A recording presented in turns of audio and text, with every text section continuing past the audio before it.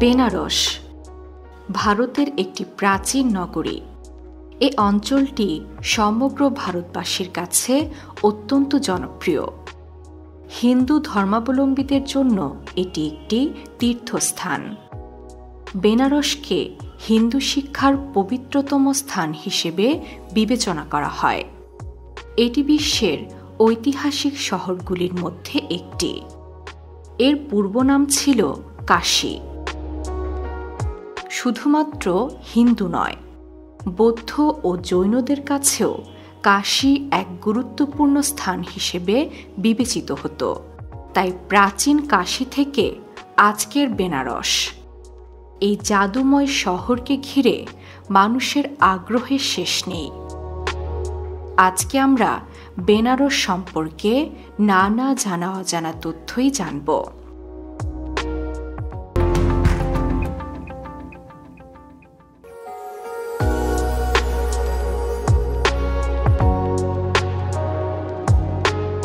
ভারতের অন্যতম প্রধান নদী গঙ্গার অববাহিকায় অবস্থিত বেনারস। এই নগরীর দুই পাশে রয়েছে বরুণা ও অসি নদী। পণ্ডিতদের মতে এই বরুণা ও অসির মাঝামাঝি অবস্থান হওয়ায় এই দুই নদীর নামের সঙ্গে মিলিয়েই এই নগরীর নাম হয়েছে বেনারস। তবে স্থানীয় বিশ্বাস অনুযায়ী ভগবান বলেছেন তার ডান পথ থেকে বরুণা নদী আর বাম পথ থেকে অসি নদী প্রবাহিত হচ্ছে। এই দুই নদীর মধ্যবর্তী ক্ষেত্রে তার অবস্থান। তাই এই দুই নদী মিলিয়ে ভগবানের অবস্থান অঞ্চলের নাম বেনারস। ভবিষ্যৎ পুরাণ আবার অন্য কথা বলে।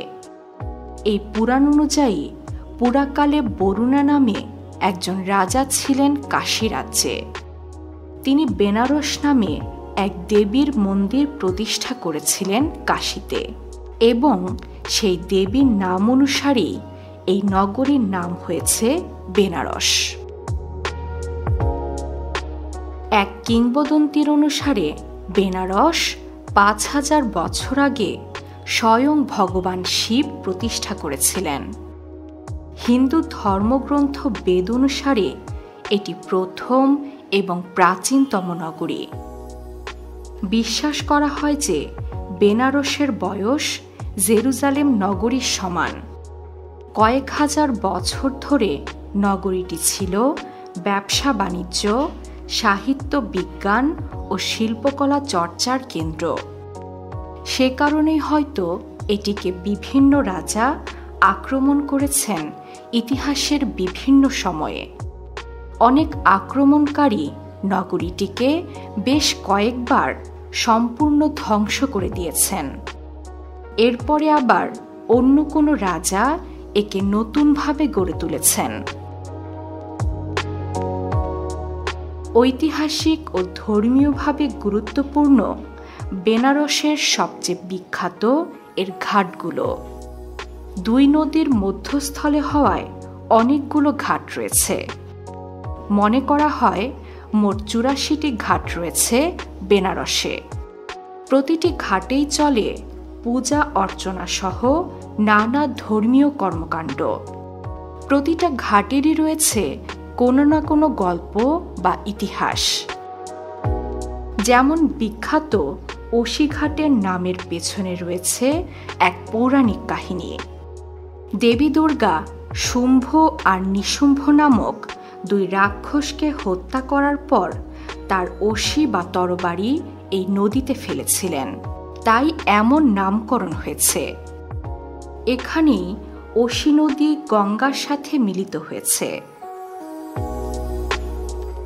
পুরাণের আরেক গল্প মতে দেবতা অগ্নির জন্মস্থান যে ঘাটের কাছে, তার নাম সিন্ধিয়া ঘাট। এই ঘাটের অন্যতম বৈশিষ্ট্য হল অর্ধেক জলমগ্ন শিব মন্দির। বানারসিতে গেলে পূজা অর্চনার জন্য পবিত্র দশাশ্বমেধ ঘাটে যান হিন্দু ধর্মাবলম্বীরা। পুরাণের আরেক গল্প মতে ব্রহ্মা যজ্ঞ করার সময় 10টি ঘোড়াকে বলিদান করেন। সেই ইতিহাস স্মরণে এই ঘাটের নামকরণ করা হয়েছে দশাশ্বমেধ ঘাট। তবে বিস্ময়কর ব্যাপার হচ্ছে, মুসলিম নামেও ঘাট আছে বেনারসে। এর নাম মীরঘাট। মুসলিম সেনানায়ক মীর রুস্তম আলীর নাম অনুসারে এই ঘাট। তবে সবচেয়ে বিখ্যাত ঘাট হচ্ছে মণিকর্ণিকা ঘাট।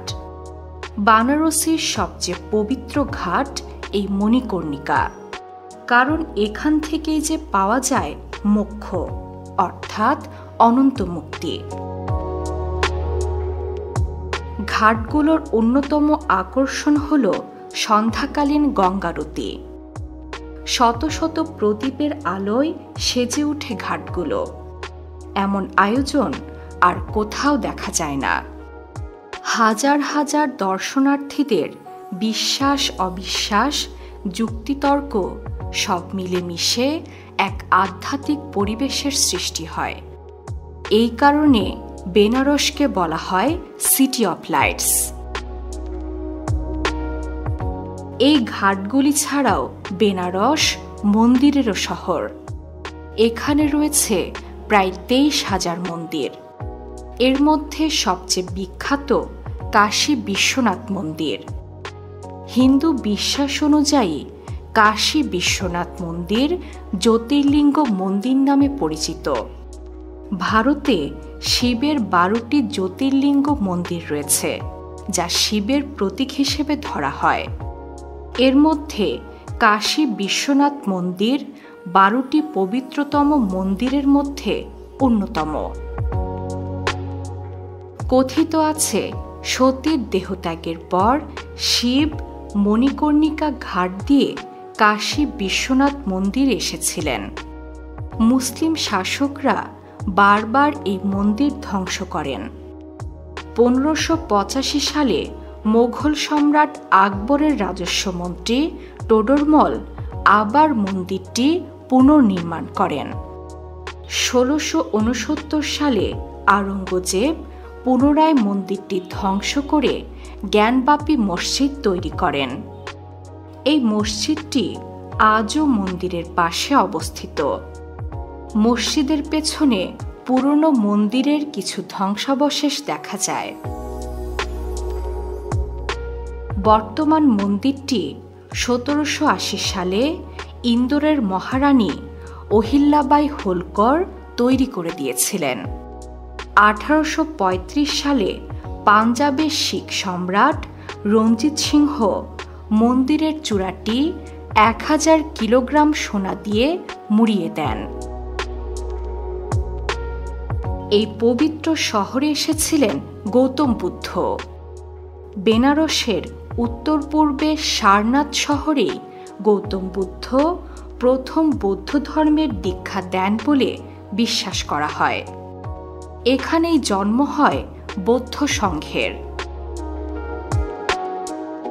বেনারসের পরিচয় কেবল ধর্মীয় পরিচয়ে সীমাবদ্ধ নয়। এই শহরে বসে রচিত হয়েছে কালজয়ী বিখ্যাত উপন্যাস রামচরিত মানুস্মৃত।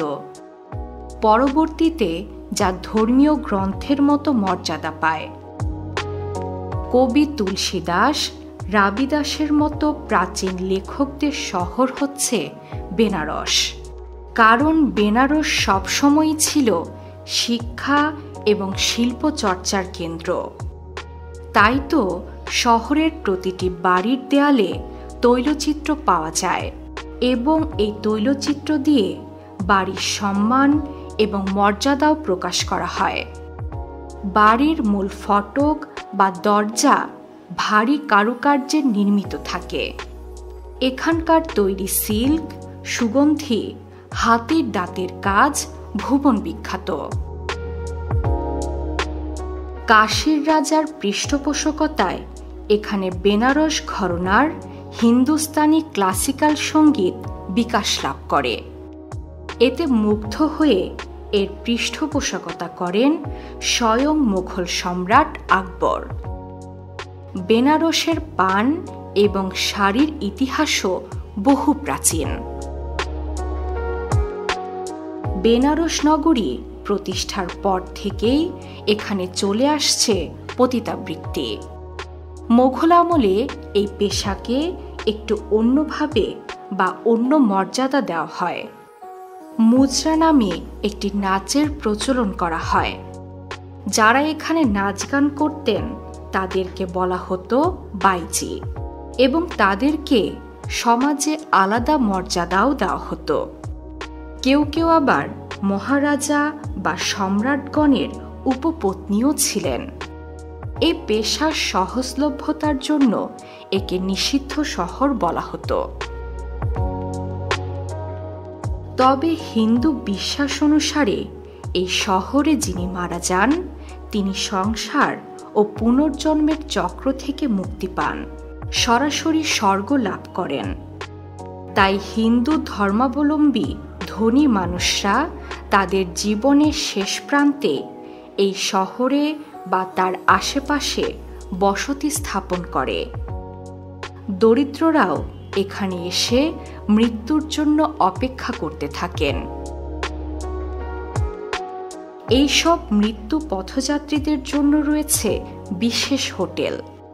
সেখানে নিঃসঙ্গ মানুষগুলো বিষণ্ণ মুখে আশ্রয় নেন। হোটেল ভবনগুলো ব্রিটিশ আমলে তৈরি। লাল রঙের এই ভবনগুলো যেন মানুষগুলোর মতোই মলিন। একদল মানুষ জীবনের সব কোলাহল হারিয়ে নিতান্তই একঘেয়েভাবে মৃত্যুর অপেক্ষা করছে। এর চেয়ে করুণ আর মন খারাপ করা দৃশ্য আর নেই। প্রতিদিন এখানে বহু লোক মৃত্যুবরণ করেন বলে শ্মশানের আগুন সারাক্ষণ জ্বলতেই থাকে। তাই বেনারসকে বলা হয় মৃতদের শহর। তবুও জাদুময় প্রাচীন বেনারস সবসময়ই সবার কাছে প্রাণবন্ত, উচ্ছল ও নবীন। সারা পৃথিবীর মানুষের কাছে এই শহরের আকর্ষণ অন্যরকম। ফলে দেশি বিদেশি, ধর্মপরায়ণ, ফটোগ্রাফার, ব্যবসাদার, গরিব বড়লোক সব ধরনের মানুষজনকেই এখানে দেখা যায়। বিশ্বের নানা প্রান্তে ছড়িয়ে থাকা এমন জানা অজানা তথ্য জানতে সাবস্ক্রাইব করুন বিশ্বপ্রান্তরে।